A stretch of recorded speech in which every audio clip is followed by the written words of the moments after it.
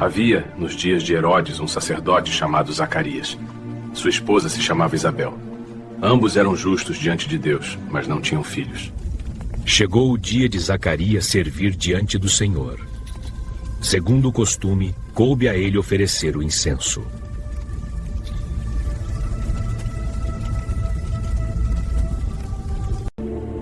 Não tenhas medo, Zacarias. Tua oração foi ouvida. Isabel te dará um filho, e lhe darás o nome de João. Como saberei? Sou velho,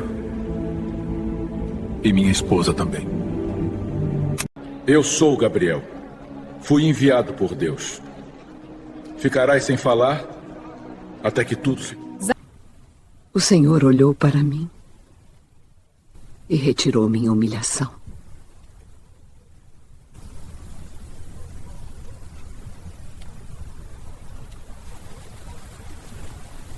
Louvado seja o nosso Senhor Jesus Cristo, para sempre seja louvado. Querido irmão, querida irmã, você que tem me acompanhado, muito agradecido pela sua presença amorosa nesse canal, que seja para nossa alegria e aprendizagem daquilo que nosso Senhor quer nos falar. Você que está aí feito isso por longo desse tempo, continue dando joinha, acionando o sininho, compartilhar. Sempre que você faz isso, o YouTube vai reconhecer a importância dessa missão. O evangelho que vamos proclamar encontra-se em Lucas. O Senhor esteja convosco, Ele está no meio de nós.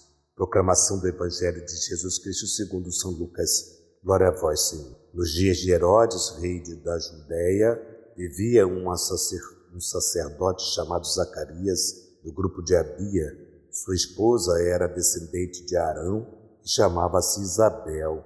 Ambos eram justos diante de Deus e obedeciam fielmente a todos os mandamentos e ordens do Senhor. Não tinham filhos, porque Isabel era estéril e os dois já eram de idade avançada. Em certa ocasião, Zacarias estava exercendo as funções sacerdotais do templo, pois era vez do grupo dele. Conforme o costume dos sacerdotes, ele foi sorteado para entrar no santuário e fez a oferenda do incenso. Toda a assembleia do povo estava do lado de fora rezando, enquanto o incenso estava sendo oferecido.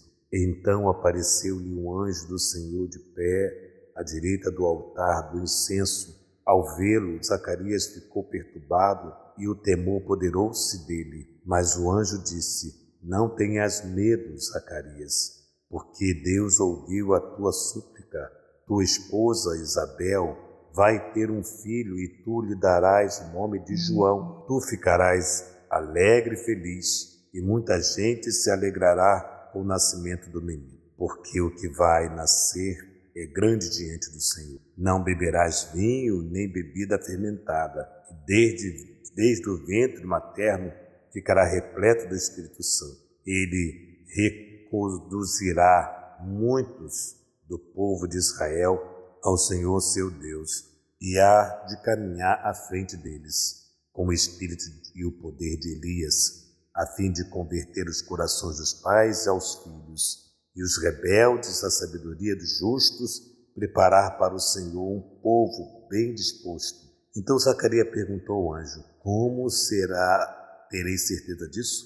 Sou velho e minha mulher é de idade avançada. O anjo respondeu: Eu sou Gabriel, estou sempre na presença de Deus, e fui enviado para dar-te esta boa notícia.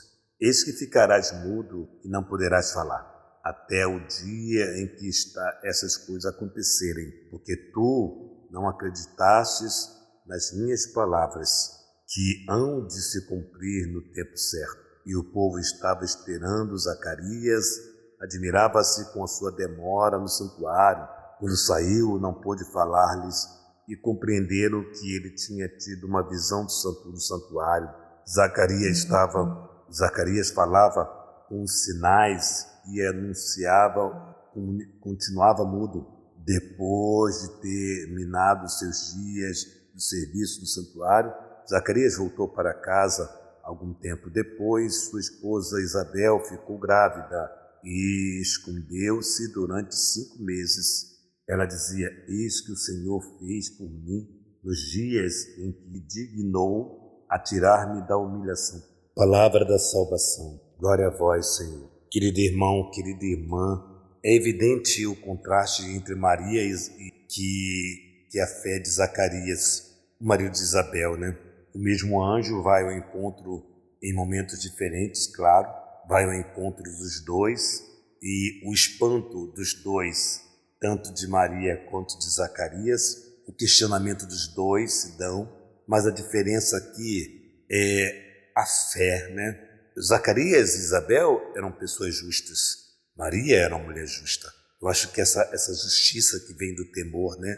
Essa justiça que vem da experiência profunda, né? De não desacreditar no poder de Deus. A demora de Deus é inexplicável para nós. Eles já estavam de idade avançada, então não tinha mais esperança, mas o que para Deus é impossível? O que é para Deus impossível? Nada é impossível para Deus.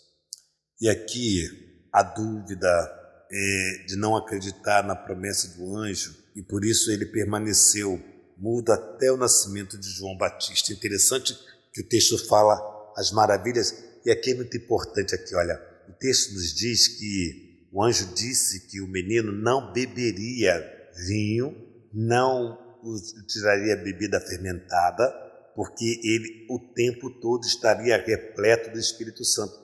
Olha como é que é bonito esse olhar de Lucas para essa visão.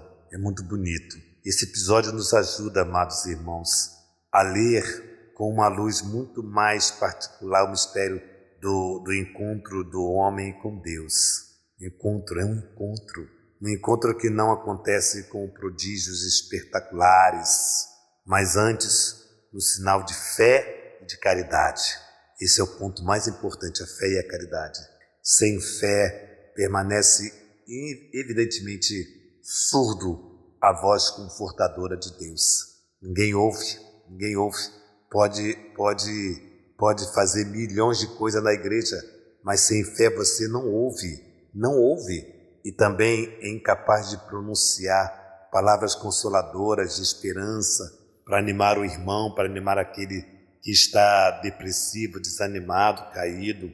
E nós vemos isso todos os dias.